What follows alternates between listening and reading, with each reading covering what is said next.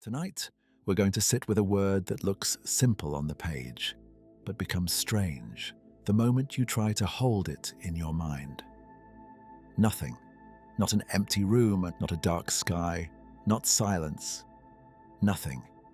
The complete absence of everything. No matter, no energy, no space, no time, not even the passage of moments in which you could notice the absence.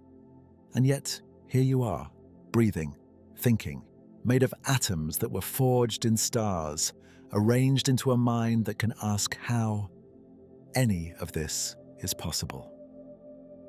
So let's begin with a quiet experiment. You don't need to close your eyes, but if you want to, you can. Imagine an empty room, bare walls, a floor, a ceiling. No furniture, no light, nothing moving. Now, remove the air. The room becomes a vacuum. Still a room, still a space, but emptied of what normally fills it. Now remove the walls. Remove the floor and ceiling. Remove every surface that defines room in the first place. You are left with open space. Now remove the light, and then remove the darkness too, because darkness is not nothing. Darkness is simply what you call the absence of light, and you can still experience it. It is still a condition, still something. Remove that as well. Now remove the space itself, and remove the time it took you to do any of this, because time is also something. It is structure. It is ordering. It is what allows one thought to follow another. Keep going until there is nothing left to remove. And you'll notice what always happens. Your mind reaches for something. A color, a texture, a feeling of waiting, a blank screen, a quiet blackness, anything. Because even blank is a kind of something. You can't actually picture nothingness. Not completely, not honestly. The moment you try, your mind produces a substitute. A placeholder, a soft image you can look at. And that failure is not a weakness. It's a clue. Your brain was not built to understand the absence of everything. It was built by a world full of matter, energy, and time. A world where survival depends on noticing what is present. Food, threats, shelter, other people, movement. Nothingness offers no edges, no contrast, no information, no place for thought to land. So when we ask the oldest question anyone has ever asked, why is there something rather than nothing? We're not just asking about the universe, we're asking about the limits of the human mind. Because look at what exists. A universe containing roughly 2 trillion galaxies. Each galaxy holding hundreds of billions of stars. Many of those stars surrounded by planets. Some of those planets perhaps carrying oceans beneath alien skies. And here on one of them, on a small world orbiting an ordinary star, there are beings who can stare into the darkness and ask how any of it came to be. That is already strange, but the deeper strangeness is this. The universe did not have to exist. It is perfectly possible to imagine, at least in words, a reality with no stars, no matter, no light, no time. A reality with nothing happening because there is nothing to happen to, and no when for it to happen in. And that would seem, in a certain cold, logical sense, like the simplest state of affairs. So why isn't that what we got? Why is there anything at all? This is not the kind of question that has a clean, settled answer. Not yet. Maybe not ever, not in the satisfying way our minds crave. But what physics has uncovered in the past century is something more unsettling than a simple yes or no. It turns out that nothing might not be what you think it is. The empty space between stars is not truly empty. Even the deepest vacuum we can create is not a perfect absence. At the smallest scales, the universe refuses to sit still. Fields fluctuate. Energy appears and disappears in restless, temporary patterns. Reality does not seem to permit complete quiet. And if that's true, if nothing is unstable, then the question changes shape. It stops being only, why did the universe begin? And becomes, is a universe the natural outcome of nothing? That possibility sounds like philosophy, but it lives inside physics. Because the origin story we teach, the Bang, explains the universe's evolution, its cooling, the birth of atoms, the formation of stars. It explains a great deal. It even predicts things we later discovered, like the faint, ancient glow that fills all of space. But the Big Bang does not automatically answer the question of why there was a universe at all, and that is where the real mystery lives.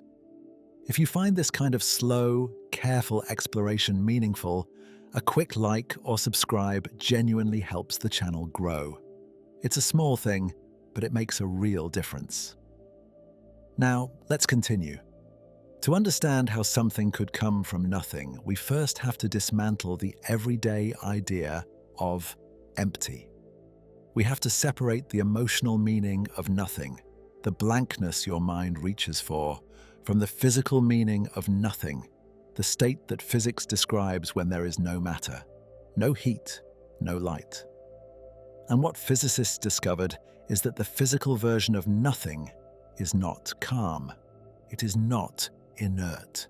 It may not even be possible.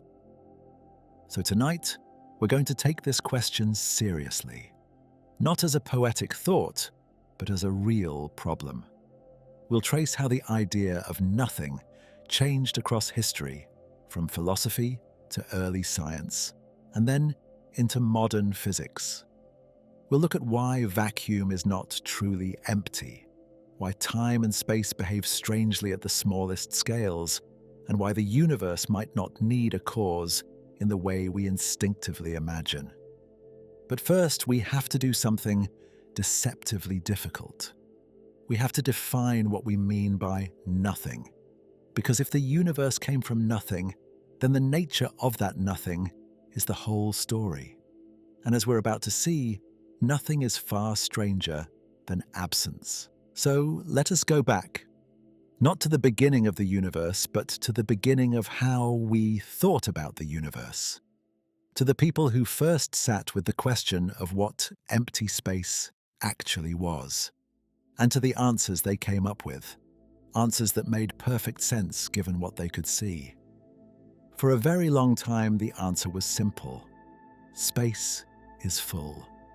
There is no such thing as empty space. Something is always there. This was not a careless guess. It was a reasonable conclusion drawn from the world as it presented itself. Think about your own experience. You breathe air, you drink water, you walk through rooms filled with light and warmth. Everywhere you have ever been, something has been present. Matter of some kind, substance of some kind. The idea that you could remove all of it, strip away every last trace of anything, and still have a place remaining, that was genuinely difficult to accept. The ancient Greek philosophers thought about this carefully. Aristotle, writing in the 4th century before the Common Era, argued that nature abhors a vacuum. His reasoning was this: if you tried to create an empty space, the surrounding air and matter would rush in to fill it. You could not hold a void open. The universe itself seemed to resist emptiness. It pushed back against it.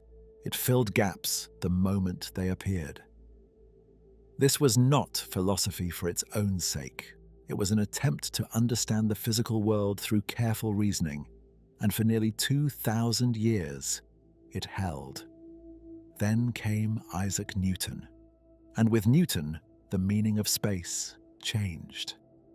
Newton did not say space was full of something. He said something quite different. He said space was a stage, a fixed, neutral, unchanging background against which everything else moved. Objects traveled through space. light crossed it, planets orbited within it. But space itself did nothing. It was simply there, passive and indifferent, like a room that does not care what happens inside it. This was a profound shift. For the first time, empty space was genuinely empty. It was a container with nothing inside. A theater with no props, no scenery, no audience, just the frame itself. Newton's idea of space as a fixed and neutral stage held for a very long time. It was comfortable. It was useful. It let physicists do extraordinary things. They could predict the motion of planets. They could calculate the paths of comets. They could build machines that worked. But this raised a question that Newton himself did not fully resolve. If space is truly empty, how does light cross it? Sound needs air to travel through. You cannot hear anything in a vacuum. So surely light must need something too. Some medium, some substance to carry it the way water carries a ripple on its surface. Scientists in the 19th century took this idea seriously. They proposed that all of space, the entire universe, must be filled with an invisible substance. They called it the ether. The ether was everywhere. It pervaded all of space, stretching from one end of the cosmos to the other, and light was supposed to travel through it like a wave moves through water. It was an elegant idea. It solved the problem neatly, and for a time it was widely accepted. Then, in 1887, two American physicists named Albert Michelson and Edward Morley set out to prove the ether existed. Their experiment was ingeniously simple in concept. They split a beam of light into two, sent each half down a different path at right angles to one another, and then brought the beams back together to compare them. If the ether existed, and if the Earth was moving through it as it orbited the Sun, the two beams should arrive back at slightly different times. One beam would be traveling partly with the ether, the other partly against it. The difference would be tiny. But Michelson and Morley had built an instrument sensitive enough to detect it. They detected nothing. The two beams arrived at exactly the same time, no matter how the experiment was oriented. No matter what time of year they ran it, no matter which direction they pointed the apparatus. There was no ether. Space, as far as light was concerned, was genuinely, truly empty. It was one of the most important null results in the history of science. An experiment that failed to find what it was looking for, and in failing, told us something profound. But the story did not end with emptiness. Because not long after, Albert Einstein came along and changed the meaning of space entirely. And this time, empty space was not just a passive stage. It was something active, something with properties of its own. Space, Einstein showed us, was a fabric. It could stretch, it could bend, it could curve. Gravity was not a force pulling objects together across empty space. It was the shape of the space itself, warped by the mass and energy within it. A planet did not fall toward a star because something was tugging on it. It followed a path through curved space, and that path happened to bend toward the star because the star had bent the space around it. Empty space, it turned out, was not empty at all. It was not full of substance the way Aristotle had imagined, but it was full of geometry, full of shape, full of the possibility of curving and bending and responding to the matter and energy moving through it. Every time we thought we understood what nothing was, we turned out to be wrong. Not because we were careless, but because the universe kept revealing that nothing, true nothing, is harder to achieve than we expected. And then, in the 20th century, physicists discovered something that changed the meaning of empty space one more time. Something that made the void itself restless. So here is where things get genuinely strange. Not strange in the way science fiction is strange. Strange in the way that very careful, very patient physicists, working with very precise instruments, proved that the universe is strange.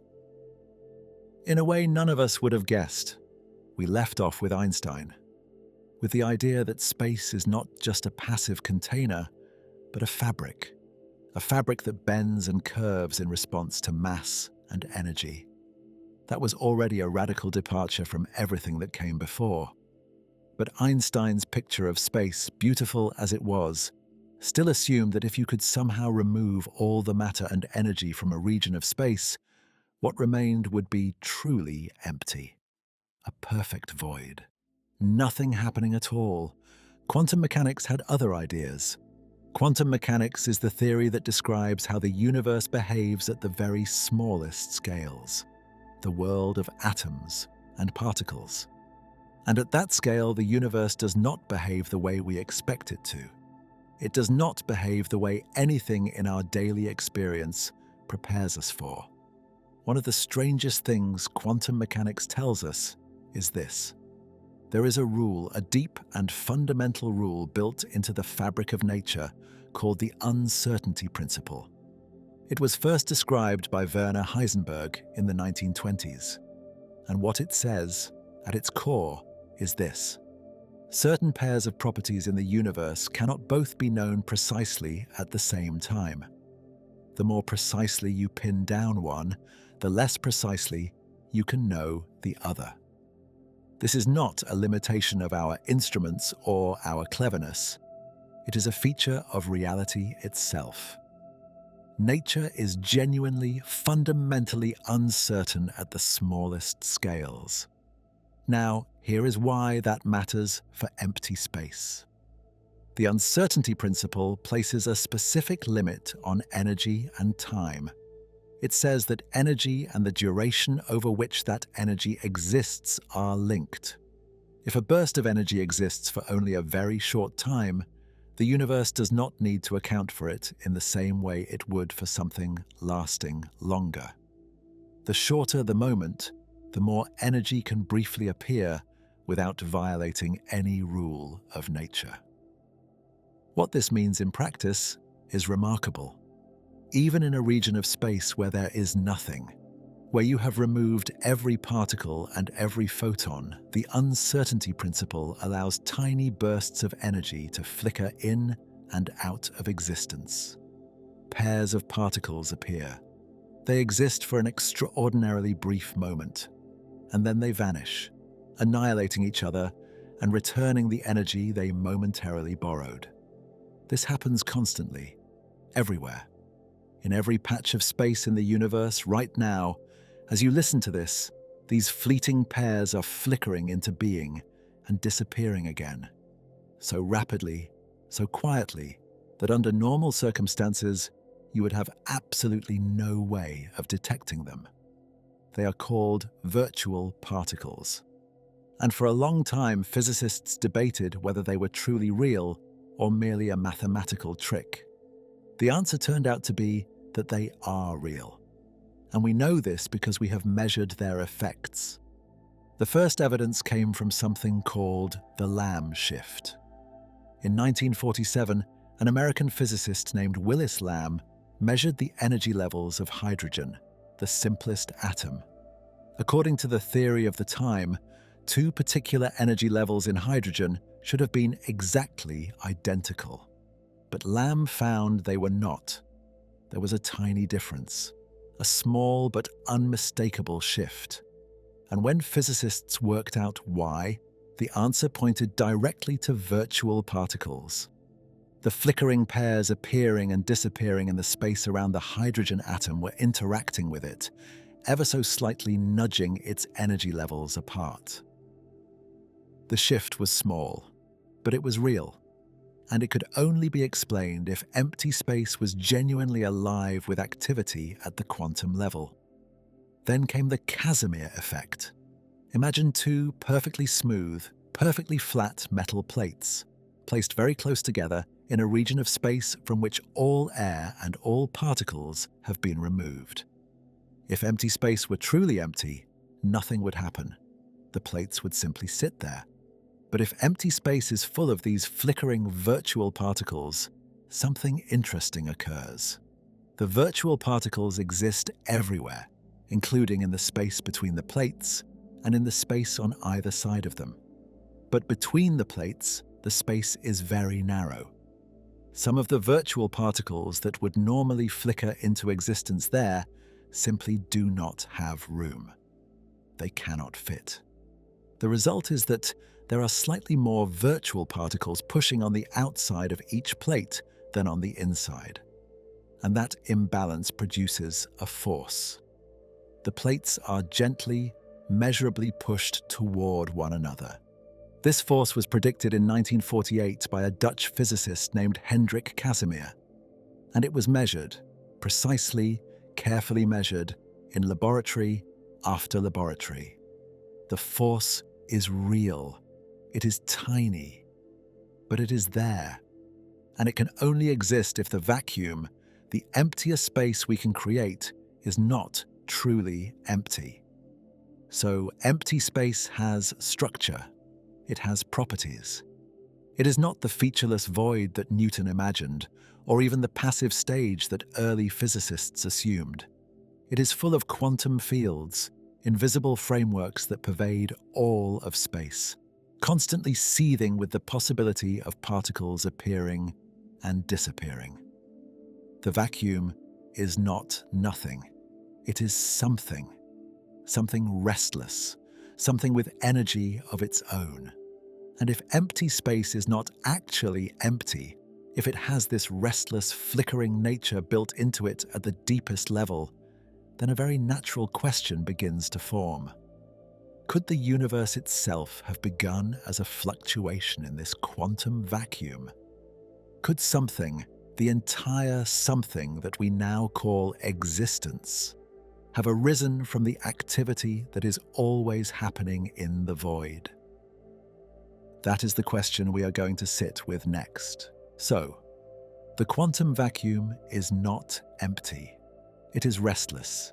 It flickers constantly with tiny bursts of energy, particle pairs appearing and vanishing in moments so brief we can barely measure them. We established that. And now we are going to ask the question that naturally follows. What if one of those fluctuations did not vanish? Most of them do. Most of the time, a particle pair flickers into being and disappears almost instantly. The energy is borrowed and returned. The vacuum settles. Nothing changes. But quantum mechanics does not say that every fluctuation must be small. They come in different sizes. Some, in principle, could be larger, and under the right conditions, a larger fluctuation could behave very differently from the ones we have described. Think about it this way.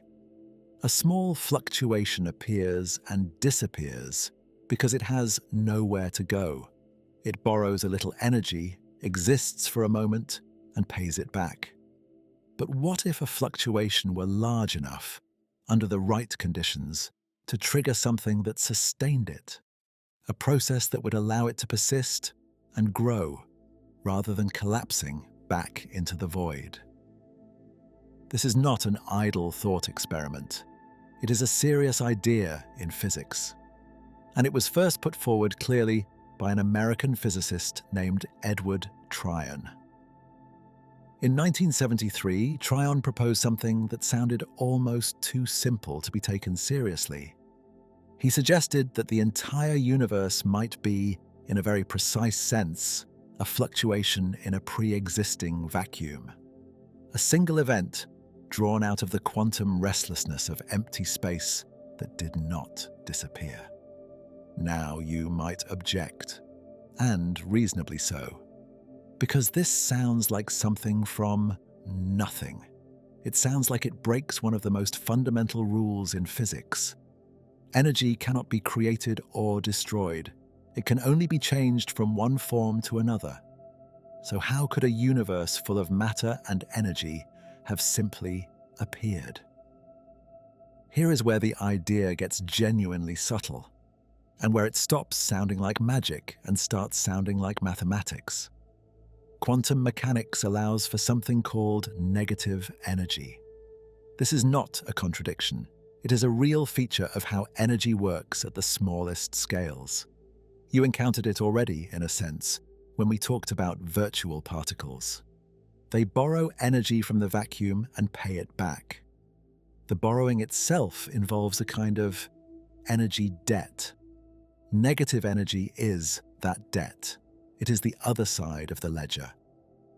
Now consider this. When a fluctuation produces matter, positive energy, it does not do so alone. It produces an equal and opposite amount of negative energy alongside it. The two are always paired, always balanced. So if a fluctuation were to produce an entire universe worth of matter and energy, it would also produce an equal amount of negative energy to go with it. The total, if you added everything up, would be zero. The universe would have emerged not from nothing, but into a state of perfect balance. Something and its opposite. Matter and the debt that paid for it. The books, as Tryon described it, would balance exactly. This is a strange idea. Let it sit for a moment. It is saying that the universe may contain no net energy at all. That everything you see, every star, every galaxy, every atom in your own body is balanced somewhere by an equal and opposite deficit. And that this balance is precisely what allowed the universe to come into being without violating any rule of nature. Where does the negative energy live? Physicists believe it is carried by gravity itself. And in the mathematics of general relativity, gravitational energy is negative. The more tightly bound a system is, the more negative its gravitational energy becomes. So, a universe bound together by its own gravity naturally carries a reservoir of negative energy. And that reservoir could, in principle, exactly cancel the positive energy of all the matter and light within it. This is not Tryon's idea alone. Alan Guth, the physicist who later developed the theory of cosmic inflation, has spoken about this possibility as well. The universe, he has said, may have a total energy of zero. It is, in a sense, the ultimate free lunch. Something emerged, but nothing was owed. The universe paid for itself. But we should be honest about where this stands. It is a serious hypothesis.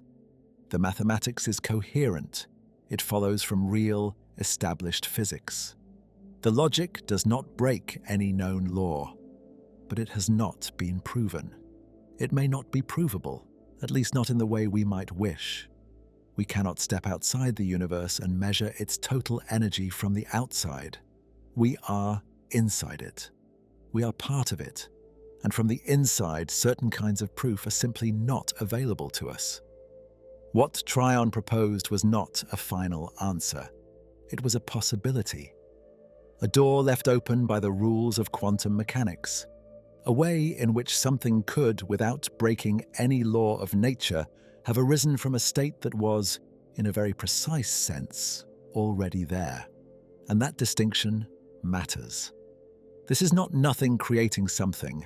It is the vacuum, which we now know is not truly empty, producing a closed and self-sustaining system.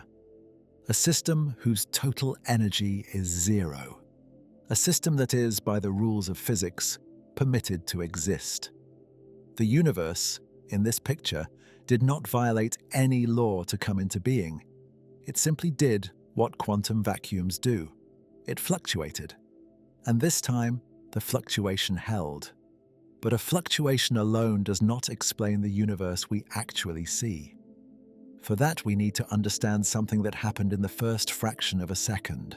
Something so strange and so fast that it stretches the word expansion almost past recognition. A fluctuation that held. That is where we left off. The idea that the universe may have begun as a single quantum event in an already restless vacuum. An event that did not collapse back into nothing, but instead sustained itself. But here is the thing. A fluctuation, even one that holds, does not by itself explain the universe we live in. When you look out at the night sky, you see a cosmos that is remarkably uniform, not chaotic, not random in the way you might expect from a single explosive event. Uniform. And understanding why it is uniform is one of the most important problems physicists have ever solved. Begin with what we know from observation. In the 1960s, two scientists named Arno Penzias and Robert Wilson detected something unexpected: a faint glow of microwave radiation coming from every direction in the sky, equally without variation. It was the leftover light from the early universe, light that had been traveling through space ever since the universe was only about 380,000 years old. We call it the cosmic microwave background, and when we mapped it carefully, using satellites launched in the 1990s and 2000s, we found something striking. Its temperature is almost exactly the same in every direction, almost perfectly uniform. The differences, when we finally measured them, are only about 1 part in 100,000. Tiny. Remarkably, almost impossibly tiny. So here is the puzzle. Look at 2 points on opposite sides of the sky. They are separated by a distance so vast that light has never had time to travel between them. Not in the entire history of the universe. These two regions have never been in contact. They have never exchanged information. They have never touched. And yet they are the same temperature. How is that possible? This is called the horizon problem. And for a while, physicists had no good answer. The answer came in 1980, when an American physicist named Alan Guth proposed something extraordinary. He called it inflation. And what he described was not an explosion. It was something stranger than an explosion. It was a stretching. In the very first fraction of a second after the universe began, Guth proposed that space itself expanded at an almost incomprehensibly rapid rate. Not matter moving through space. Space itself, stretching in all directions at once. And the speed of that stretching was far beyond anything we normally associate with the word expansion.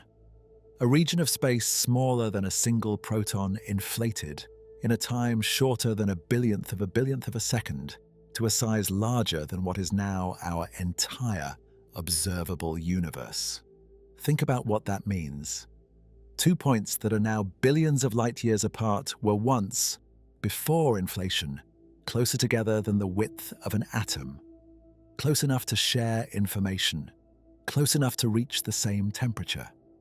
And then inflation stretched the space between them into something vast.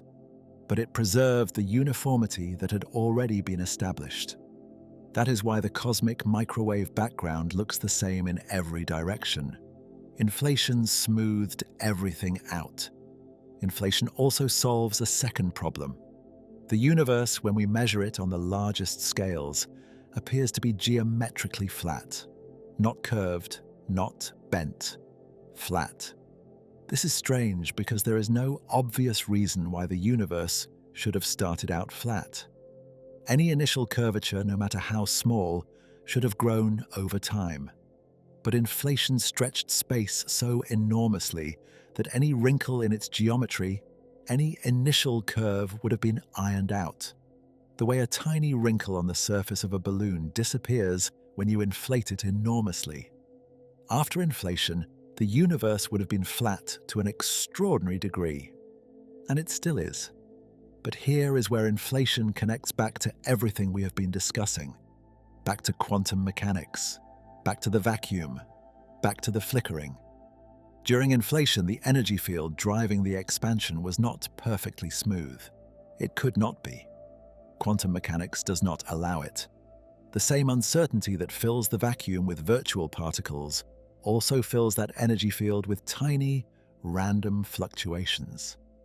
And as inflation stretched space, it stretched those fluctuations too. From subatomic scales, they were pulled up to cosmic scales. Tiny bumps in the energy field became slight variations in the density of matter across the early universe. Some regions ended up just a fraction denser than others. Just a fraction. But that fraction was enough. Over billions of years, gravity did the rest. The slightly denser regions pulled in more matter. They grew denser still. The slightly less dense regions grew emptier. Slowly, patiently, over eons, those tiny quantum whispers became galaxies, became stars, became planets, became you. This is not speculation unsupported by evidence. The cosmic microwave background, that ancient light we have mapped with such care, carries the fingerprints of those original fluctuations. Satellites like COBE, WMAP, and Planck have measured the tiny temperature variations across the sky with extraordinary precision. And those variations match what inflation predicts. The pattern is there. It has been checked. It has been confirmed. Inflation is one of the best supported ideas in all of cosmology. But we should say clearly what inflation does and does not tell us. It explains what happened during that first fraction of a second. It explains the uniformity. It explains the flatness. It explains where the seeds of all structure came from. What it does not explain is what came before it, what triggered it, or why it happened at all. Those questions remain open, honestly, stubbornly open. But whether the universe began once or has always existed, there remains a deeper puzzle. Not just how the universe came to exist, but why it has the specific properties it does. Why the laws of physics are tuned the way they are. Because if they were even slightly different, none of this would be here. There is something uncomfortable about a beginning. Not uncomfortable in a painful way. Uncomfortable in the way a question feels uncomfortable when the answer does not quite satisfy. We have spent the last few sections building toward an account of how the universe may have started. A quantum fluctuation in a restless vacuum. A burst of inflation that smoothed and stretched everything into the cosmos we see today. It is a coherent story. It is grounded in real physics, but it leaves a nagging feeling behind. Because if the Big Bang was the beginning, if time itself started there, then asking what came before it is, in a strict sense, a meaningless question. There was no before. Time did not exist. And yet, that answer does not sit easily with human intuition. It feels like a door closing too quickly. Some physicists have looked at that closed door and asked whether it actually needs to be closed at all. What if the Big Bang was not the beginning? What if it was, instead, a transition? Something ending and something else beginning in the same moment. What if the universe did not start from nothing, but from a previous state of itself? This is the idea behind what physicists call a bouncing universe. Here is how it works. Picture the universe not beginning in expansion, but arriving at expansion from the opposite direction. Picture it contracting, shrinking, growing smaller and denser over a long span of time, the way a universe in reverse would shrink if you ran the film backward. In our standard picture, if you trace the expansion backward, you eventually reach a point of infinite density, a singularity, a place where the equations break down and physics, as we understand it, stops making sense. But what if the universe never actually reached that point? What if, just before the density became infinite, something intervened? Quantum mechanics may be that something. There is a serious approach to physics called loop quantum gravity. It is not a finished theory, but its mathematics suggests something important. At extremely small scales, at extreme densities, quantum effects on space itself become dominant. And those effects may prevent a singularity from forming. Instead of collapsing to a point, the universe would reach a minimum size, a smallest possible volume set by the rules of quantum mechanics. And then it would stop shrinking and begin expanding again. Not a beginning, a bounce. What we call the Big Bang in this picture was not the birth of the universe. It was the moment a contraction became an expansion. The universe did not come from nothing. It came from a previous phase of itself, one that was growing smaller and denser until quantum effects reversed the process. This idea is appealing because it dissolves the singularity. It removes the place where the equations break down. It replaces a beginning with a transition. And transitions are something physics knows how to describe. But the bouncing idea can be taken further still. Two physicists, Paul Steinhardt and Neil Turok, proposed a version of this that is even more sweeping. In their model, the universe does not simply bounce once. It cycles. It expands for a very long time, trillions of years, and then contracts again, and then bounces, and then expands again, over and over. An endless series of cycles, each one lasting an almost incomprehensible span of time. Each Big Bang is not a beginning. It is the start of a new chapter in a story that has no first page. There is no first cycle. There is no last. The universe simply continues. Think about what that means for the question we have been carrying through this entire journey. How did something come from nothing? In a cyclic universe, that question loses its grip because nothing never happened. There was no moment of nothing.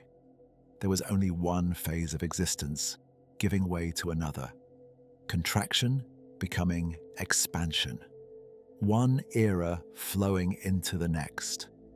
The universe did not emerge from an absence. It emerged from a previous version of itself. This is, in some ways, a more comfortable picture. It does not ask us to imagine a true beginning. It does not require us to picture the impossible moment when everything started. It simply asks us to accept that the universe has been going on for a very long time. Longer than we can easily think about.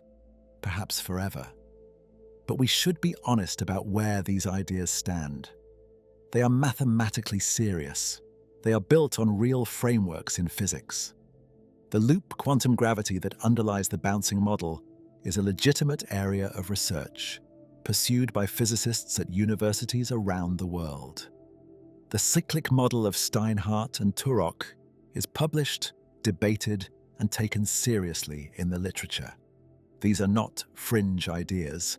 They are not science fiction dressed in equations, but they have not been confirmed. We do not yet have observations that clearly distinguish a universe that began once from a universe that has bounced or cycled. The cosmic microwave background, our best window into the early universe, does not yet carry a clear signature that settles the question. The mathematics is promising. The proof is not yet there. What these models do, regardless of whether they turn out to be correct, is shift the question in a meaningful way. They do not ask how something came from nothing. They ask how one state of existence led to another.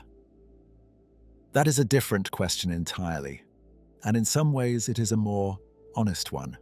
But whether the universe began once or has cycled forever, there remains a deeper puzzle. Not just how the universe came to exist, but why it has the specific properties it does. Why the laws of physics are tuned the way they are.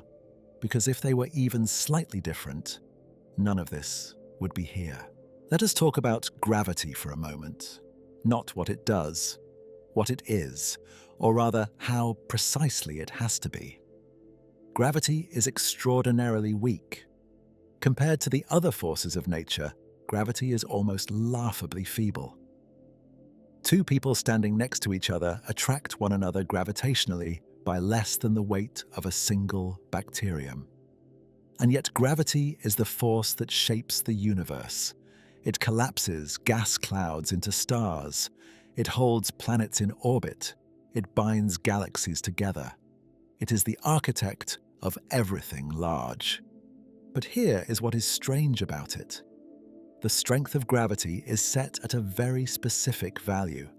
And if that value were even slightly different, none of the architecture would exist. If gravity were a little stronger, matter would collapse too quickly.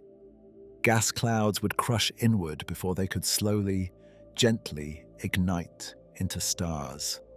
They would collapse into black holes instead. No stars, no solar systems, no planets, no life. If gravity were a little weaker, matter would never clump together at all. It would drift apart, thin and formless, forever. Again, no stars, no planets, no you. The strength of gravity is not arbitrary. It is precise, and it is not the only number in physics that is. Consider the energy of empty space. Physicists call this the cosmological constant. It is a measure of how much energy the vacuum itself contains, and that energy pushes the universe apart. Now, quantum mechanics, when you use it to calculate what the cosmological constant should be, gives you a prediction, and that prediction is wrong. It is not a little wrong, it is wrong by an almost incomprehensible margin. The actual value of the cosmological constant is smaller than what quantum mechanics predicts, by a factor that, if written out as a fraction, would have a 1 on top and a 1 followed by 120 zeros on the bottom. 120 zeros. That is how precisely the energy of empty space is tuned. If it were even slightly larger, the expansion of the universe would have accelerated so fast after the Big Bang that matter would never have had time to come together. No galaxies would have formed, no stars, nothing but empty, rushing, spreading space. And there is one more. The ratio between the mass of an electron and the mass of a proton. These are two of the most basic particles in nature. The proton is roughly 1,836 times more massive than the electron. That number, that specific ratio, matters enormously. It governs how atoms bond, how molecules form, how chemistry works. Carbon, the element on which all known life depends, has its remarkable properties because of this ratio. If it were significantly different, carbon would not bond the way it does. The molecules that make up living things would not exist. Biology, as we understand it, would be impossible. These are not coincidences. Or rather, they are coincidences of such extraordinary precision that calling them coincidences feels deeply inadequate. Physicists have a name for this. They call it the fine-tuning problem.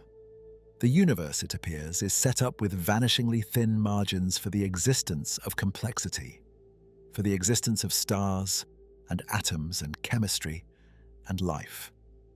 Adjust any of these numbers by even a small amount, and the universe becomes barren. So, why are they what they are? There are two serious responses to this question. Neither has been proven. Both are taken seriously. The first response is the multiverse. If there are an enormous number of universes, each one born with slightly different values for these constants, then somewhere in that vast collection, there will inevitably be universes where the numbers work, where stars can form, where atoms can bond, where life can arise. And we could only ever find ourselves in one of those universes. We could not exist in a universe where the constants were wrong.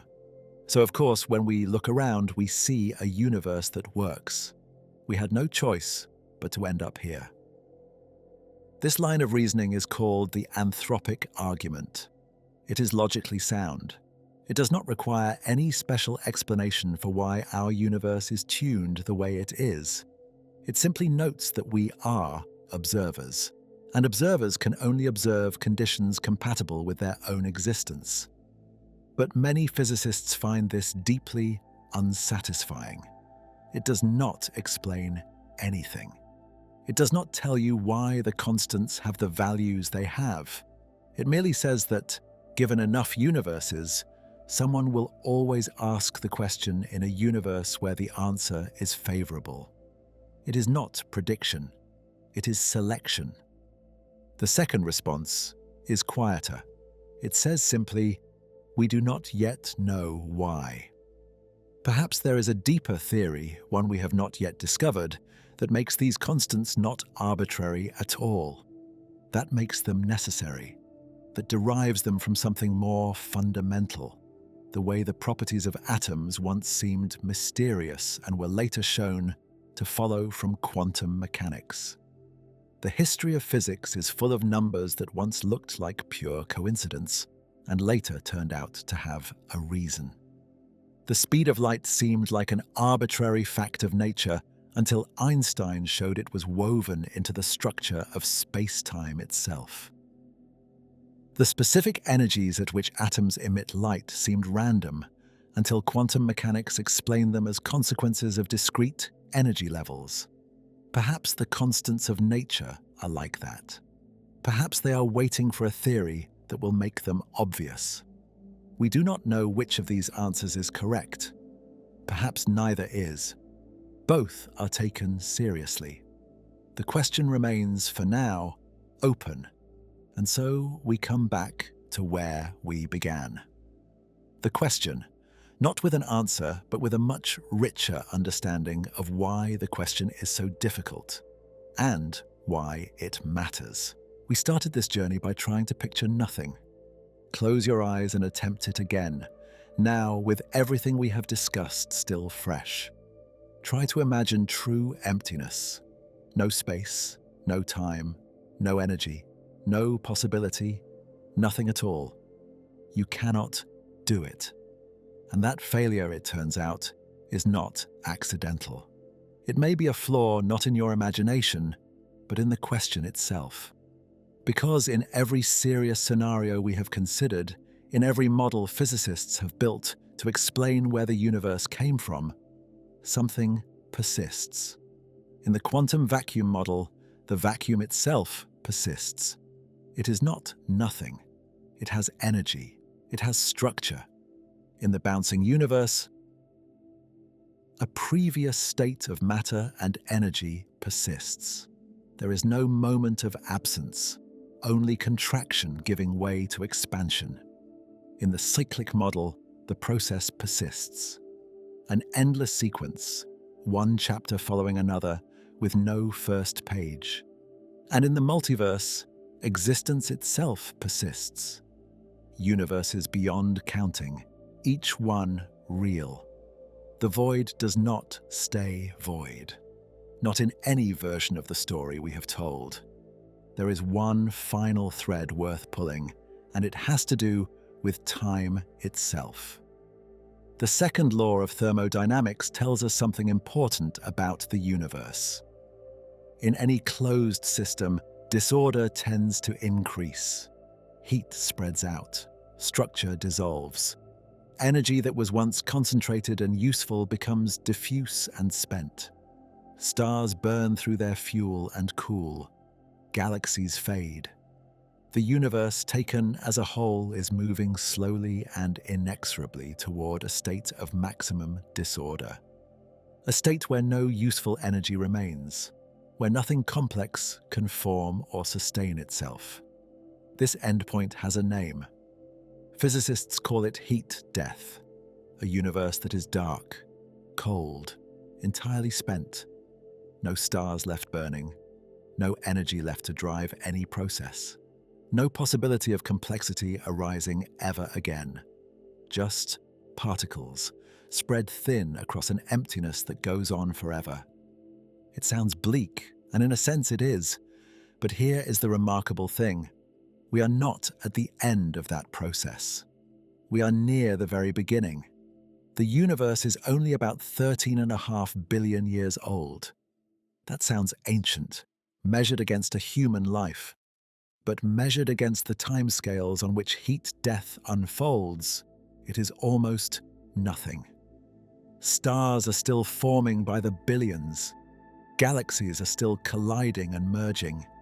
Energy is still available in vast, concentrated, usable forms. The smallest stars, the red dwarfs, will burn steadily for trillions of years yet to come. We exist in a brief window, a luminous, improbable window in the long story of the cosmos, where the conditions are just right for complexity, for chemistry, for life, for thought. Think for a moment about what you are made of. The atoms in your body did not exist when the universe began. They were made later, inside stars. The carbon in your bones was forged in the core of a star that lived and died billions of years before our sun ignited. The iron in your blood was created in the final moments of a massive star, just before it exploded and scattered its material across space. The oxygen you are breathing right now was assembled inside yet another star entirely. Each of these atoms drifted through the void for eons before being gathered by gravity into the cloud of gas and dust that became our solar system. They were part of that cloud for millions of years before the sun ignited. Part of the Earth for billions of years before life began, before becoming, eventually, you. You are not separate from the universe, you are made of it. Matter that has become aware of itself. Stardust that learned to wonder where it came from. And that is what we have been doing, wondering. Not because the universe demanded it, but because we could. Because something in us, in the way we are made, finds it impossible not to ask, not to look up, not to want to know. We do not know with the kind of certainty we would like how something came from nothing. We may never achieve that certainty. The very beginning may remain, in some fundamental sense, beyond the reach of proof. But we have learned something remarkable along the way. We have learned that the question itself may be slightly wrong. Nothing, as physicists now understand it, is not truly nothing. The vacuum is not empty. It has energy, it has structure, it flickers and participates. The universe did not necessarily emerge from an absence. It may have emerged from a state that was already, in some quiet and subtle way, something. Every person who has ever looked up at the night sky and wondered where it all came from has been asking this same question. Ancient philosophers beneath open skies, scientists working late in quiet rooms, children pointing upward and simply asking why. The question has not changed. Only our ability to sit with it, to hold its weight without being crushed by it, has grown. Only the depth of the silence in which we listen has deepened. Thank you for spending this time with me, for following this thread from the very beginning to here. Sleep well tonight, knowing that the universe you live in, vast and ancient and strange as it is also in some way yours to understand. Good night.